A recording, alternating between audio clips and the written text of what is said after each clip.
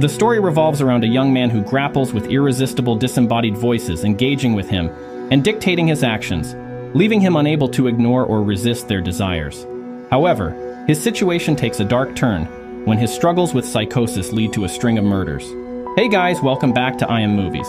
Today we'll be looking at the 2015 movie titled The Voices. But before we jump into the details, make sure to show us some love by liking the video and subscribing to the channel.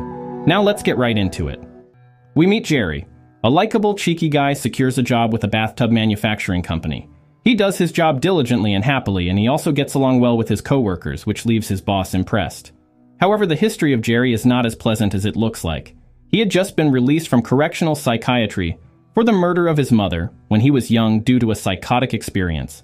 Jerry now lives in a lounge repurposed into an apartment with his presumed talking pets Bosco, the friendly, compassionate dog, and Mr. Whiskers, the Debbie Downer vicious cat.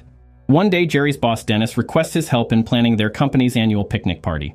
Jerry hesitates at first, but readily agrees to help plan the party when Dennis mentions that Fiona from the accounting department, who happens to be his crush, will be among the planners.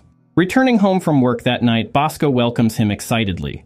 Jerry then carefully selects a shirt in anticipation of the party planning committee meeting the following day.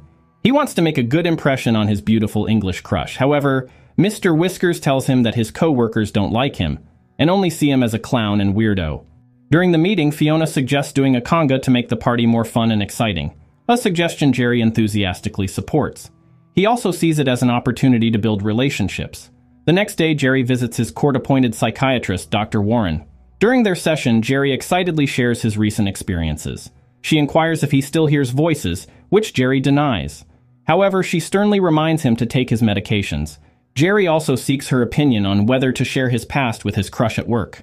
Dr. Warren encourages him to do what feels right. The next day, Jerry returns home feeling elated.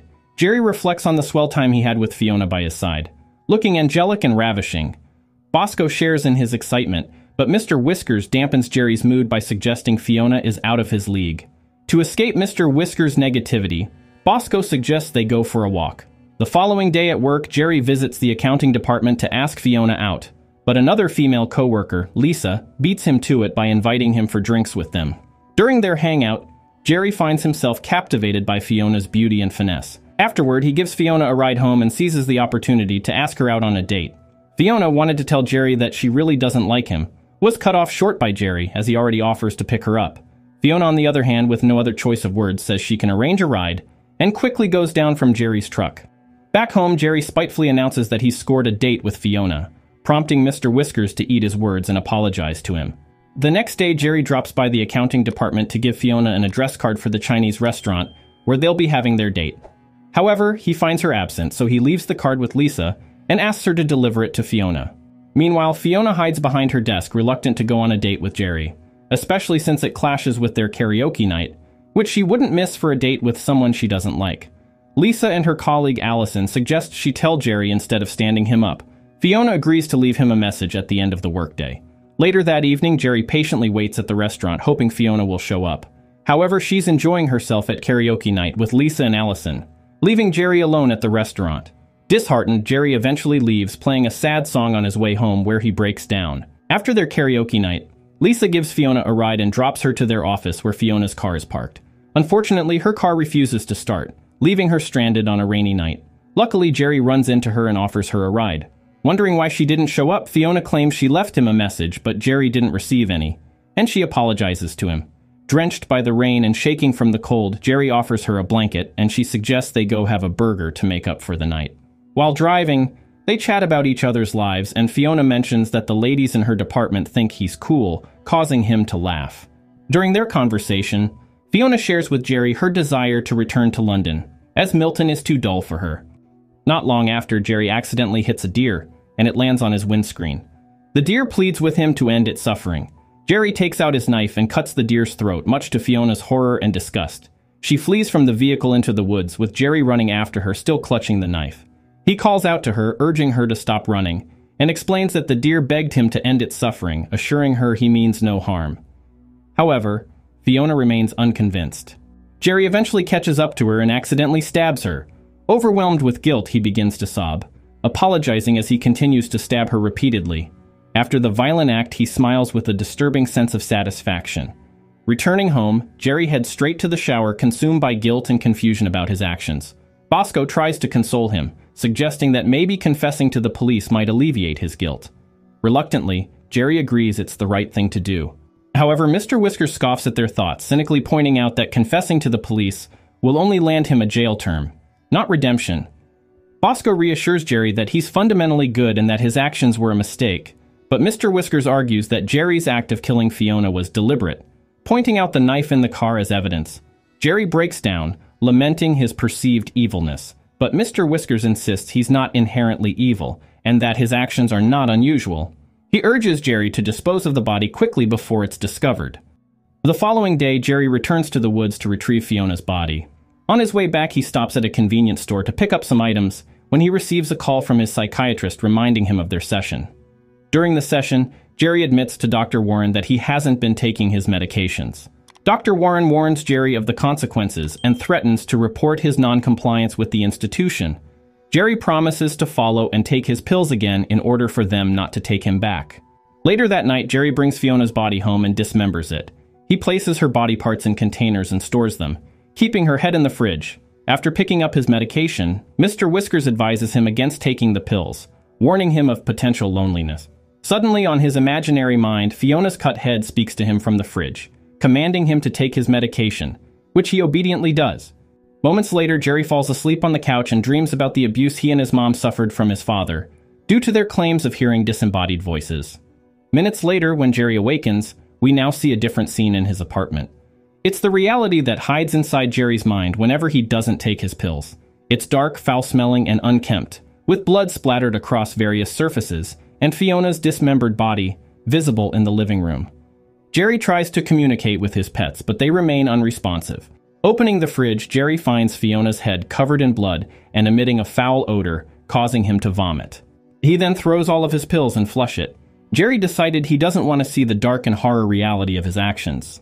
The next morning, Jerry wakes up in his illusionary world, feeling excited. He engages in a conversation with Fiona's head during breakfast. Fiona requests that Jerry kill Lisa to keep her company, as she feels lonely in the fridge. At work that day, Dennis asks Jerry if he's seen Fiona, mentioning they have some matters to sort out, but she's missing and her phone is unreachable. Jerry tells him he hasn't seen her, speculating that she might have finally returned to her hometown, and expressing that he would miss her. While watching an animal documentary with his pets later that night, Mr. Whiskers asks Jerry if he plans to kill again. Jerry denies it, but Mr. Whiskers doesn't believe him and encourages him to do it again, citing the satisfaction Jerry felt the first time. Bosco opposes this idea, reminding Jerry that he's better than that.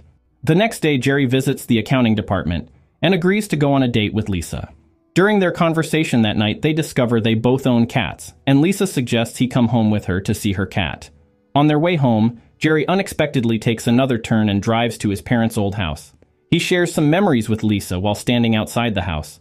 Upon entering, Jerry becomes emotional as memories of the past overwhelm him.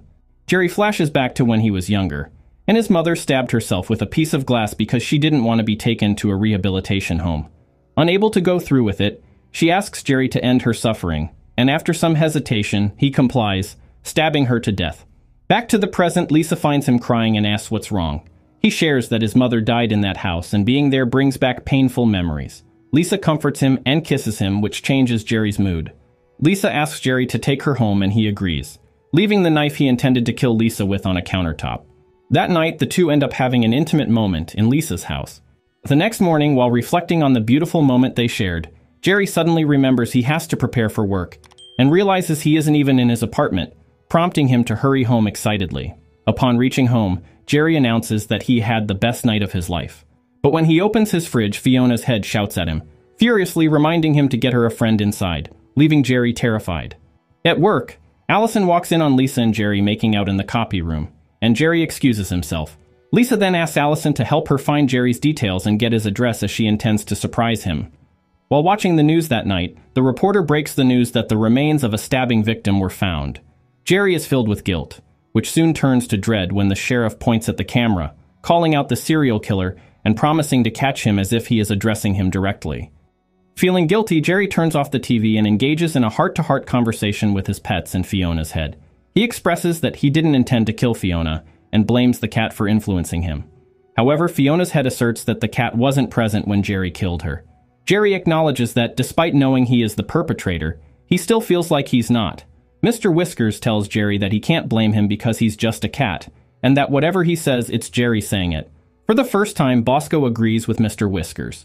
Jerry's in doubt as he believes he intends to do the right thing but finds himself doing bad things and ends up regretting it. Suddenly, someone knocks at the door, startling Jerry, as he never has visitors. He checks through the peephole and sees Lisa, prompting him to hastily cover Fiona's head. Jerry then steps outside to greet Lisa. Lisa apologizes for showing up unexpectedly and offers him a cake that they can share inside his apartment. Sensing Jerry's odd behavior, Lisa questions if he has company. Jerry tells Lisa that no one, as he just usually talks to his cat when he is alone. Jerry then tries to open the door, but it turns out to be locked from inside. He indirectly suggests that Lisa leave while he enters the house through the rooftop. After he climbs up, Lisa then uses her hairpin to unlock the door and lets herself in, only to be greeted by Bosco's playful jumps. Despite her initial excitement, her mood quickly shifts to disgust and dread when she's hit by a stench, and sees the deplorable condition of Jerry's apartment, with cat poop scattered around, blood splattered on surfaces, and Fiona's head on the table. Jerry arrives and begins sobbing, regretting why Lisa had to witness the scene because he can't let her go anymore. Jerry screams at Mr. Whiskers, saying that he doesn't want to hurt Lisa, confusing and scaring her further as she wonders who he's talking to. Lisa retreats into the bathroom and locks the door. While Jerry breaks in, she hits him with the door handle and runs into his room, where Jerry manages to calm her down. She apologizes for having to witness the distressing sight and assures Jerry she won't tell anyone. Jerry also apologizes for scaring her and wishes they'd return to how things used to be, which she agrees to. However, when Lisa tries to escape, Jerry forcefully pushes her back onto the bed, causing her to hit her head on the frame. He then lies beside her, promising to end her suffering. Shortly after, Jerry dismembers Lisa's body, stacking the parts in his living room and placing her head in the fridge. The next day at work, Allison expresses concern to her co-workers John and Dave about Lisa's absence and her inability to reach her. Dave mentions that he also tried contacting her. Allison reveals that Lisa was going out with Jerry, who is also absent from work. Later that evening, Allison visits Jerry's apartment to check on Lisa, but Jerry ends up killing her as well, and adding her head to the collection in the fridge. Seeing the three heads, Bosco changes his opinion of Jerry, believing him to be truly evil, which fills Jerry with guilt. Mr. Whiskers advises Jerry to accept who he is and let go of his guilt, a sentiment shared by Fiona's head. Suddenly, all three heads and Mr. Whiskers start speaking simultaneously, driving Jerry to madness. Jerry visits his psychiatrist and confesses that he stopped taking his medications and has killed people, attributing his actions to his cat, but eventually admits it's his own doing and feels horrible about it. During their discussion, Dr. Warren attempts to contact the institution, but Jerry angrily intercepts the phone, kidnapping her to continue the therapy elsewhere. While in a secluded location, Jerry questions why he hears voices, and Dr. Warren explains that everyone experiences uncontrollable thoughts, both positive and negative, and one doesn't need to act them out. With this simple words, Jerry finally realizes what he is doing is wrong. He mentioned that those 10 seconds of realization is like 10 years of his therapy. Meanwhile, John and Dave visit Jerry's home after Allison fails to show up for work. Dave discovers Allison's car parked near Jerry's apartment, and upon entering his apartment, he rushes out immediately while throwing up and asks John to call the police. Later, Jerry returns home with Dr. Warren, unsure of what to do next, and discovers his pets are missing. He calls out to them but receives no response. He goes out in search of them and later returns to the house to find Mr. Whiskers, but Bosco is nowhere to be found. Soon after, the police arrive at Jerry's residence. Despite Dr. Warren's fear at the gruesome scene in his living room, Jerry assures her he won't harm her and expresses gratitude for her efforts to help him. He then quietly leaves with Mr. Whiskers, slipping out through the back door. As Jerry descends to the basement, he accidentally steps on a gas pipe, causing a leak. Moments later, the accumulated gas ignites from crackling electricity, causing a fatal explosion and killing Jerry. In the aftermath, Bosco and Mr. Whiskers reconcile their differences and part ways, while Jerry reunites with Fiona, Lisa, and Allison in what he perceives as heaven. And this is where our story ends. If you'd like to see us recap any other movies or topics you have in mind, just drop a comment and let us know. And don't forget to hit the like button, share this recap, and subscribe to stay updated for the next one. Until next time.